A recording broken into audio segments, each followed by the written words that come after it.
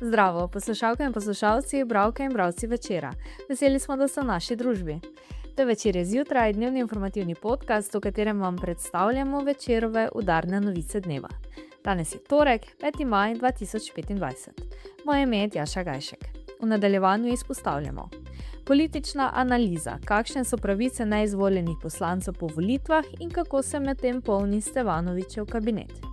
Slovenci veljamo za narod hiš, o njih sanjamo, toda prihodnost nepremičninskega trga vse bolj pripada stanovanjem. Modresi na mariborskih hribih niso novost, kako ravnati ob srečanju z njimi. Naročite se na podcast, da boste obveščeni ob izdaji naslednje epizode. Vse skozi smo z vami na vecer.com. V Večeru danes analiziramo, kakšne so pravice poslancev in poslank po volitvah. Polovica poslancev in poslank iz mandata 2022-2026 je bila ponovno izvoljena. Od neizvoljenih pa jih bo okoli polovica med čakanjem na novo priložnost izkoristila pravico do nadomestila v višini 80% zadnje plače, praviloma 6 in največ 12 mesecev po koncu mandata, če je poslanec bil v poslanskih klopeh več zaporednih 4 letk. Najvišje nadomestilo tako pripada prejšnji predsednici državnega zbora Urški Klakočar Zupančič, ker je predsedniška plača v državnem zboru najvišja. A le 6 mesecev, ker je bila Klakočar Zupančič v državnem zboru en mandat. Objavljamo vse bivše poslance in poslanke na nadomestilo, ko se bo zamenjala vlada, po nekaj potencialnih kandidatov za nadomestilo plače, tudi med dosedanjimi ministri in ministricami. Po drugi strani pa jih je bilo veliko izvoljenih v poslanske klopi. Najmanj toliko kot spisek bivših poslancev na nadomestilu je zanimivo tudi, kdo za nadomestilo plače ni zaprosil. Pogledali smo še, koliko na svojih dosedanjih funkcijah zaslužita Robert Golob in Janez Janša. Medtem pa se danes zaključuje rok, ko lahko poslanci in poslanke pod določenimi pogoji kandidirajo za službeno stanovanje v Ljubljani. V državnem zboru pa se medtem polni kabinet predsednika Zorana Stevanovića. Zaposlitev na zaupanje, vezano na Stevanovićev predsedniški mandat, po vrsti dobivajo člani oziroma poslanski kandidati njegove stranke Resnica. Imena pa so zanimiva, piše Vanessa Čokl. S 1. majem je na primer vodja kabineta predsednika državnega zbora postala neuspešna kandidatka Resnice za poslanko z Jesenic. Prav tako na praznik dela je pogodbo dobil Stevanovićev stric iz ozadja, ideolog suverenizma, ki je diplomiral, magistriral in doktoriral iz Rusije. In je tudi trener borilnih veščin. Nekateri so bili za prehod v državni zbor za določen čas pripravljeni zapustiti celo prejšnjo stalno službo. Več o dogajanju v parlamentu na političnem parketu piše torej Vanessa Čokl.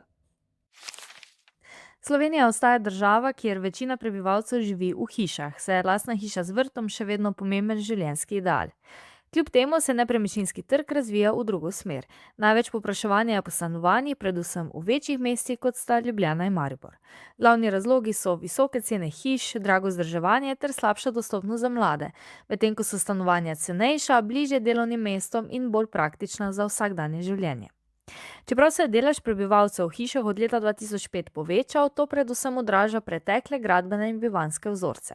Današnje povpraševanje in gradnja pa jasno kažeta drugačen trend. Več zanimanja in več novogradenj pri stanovanjih. Lastništvo še vedno prevladuje, vendar se postopno povečuje tudi delež najemnikov.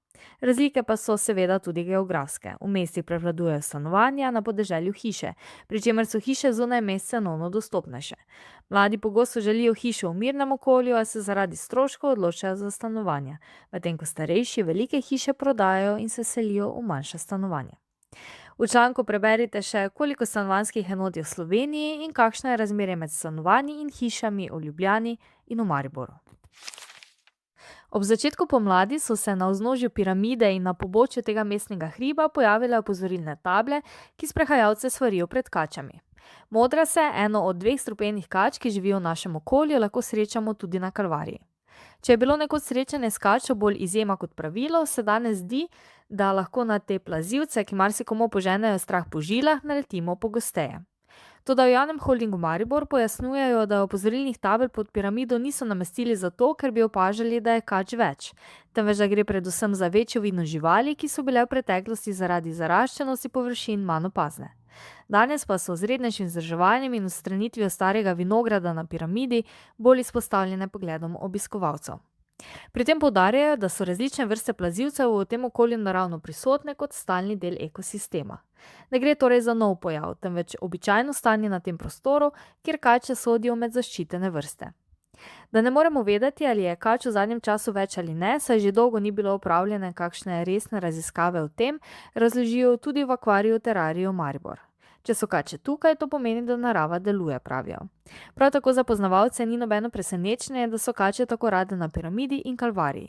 Vsi ti hribi, od Piramide pa do Bresternice, so idealni igrišči za kače. Imajo južno lego, lapor in peščenjak pa sta podlaga polna lukenj in skrivališč. In čeprav so modrasi strupenjače, je njihov ugriz le izjemoma lahko usoden. V Sloveniji se je to doslej zgodilo le enkrat, lani. V UKC Maribor, kjer so lani zaradi ugriza kače obravnavali 9 pacientov, letos pa še nobenega, sicer pravijo, da je prva pomoč pri ugrizu kače takšna: imobilizacija uda, sterilno pokritje, nato pa ostanite mirni in poiščite zdravniško pomoč, pravijo. Kako se lahko na Piramidi izognemo srečanju s kačo in kaj lahko za to, da kač ne bo še več, naredimo sami. To pa v članku Jane Juvan.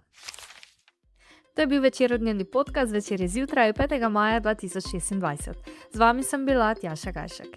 Kakovostno novinarstvo lahko podprete tako, da se naročite na tiskani in spletni Večer, postanete naš sledilec in bralec na družbenih omrežjih, naročnik naših podcastov in newsletterjev. Tako boste podprli novinarstvo, ki prinaša avtentične vsebine, ki pripravljajo naši novinarji in drugje ne boste našli. Želimo, da razumete, kako se vrti svet. Želimo vam odstreti pogled v čas in prostor, v katerem živimo. Veseli bomo vaših komentarjev, pobud in kritik na različnih kanalih. Se beremo in slišimo.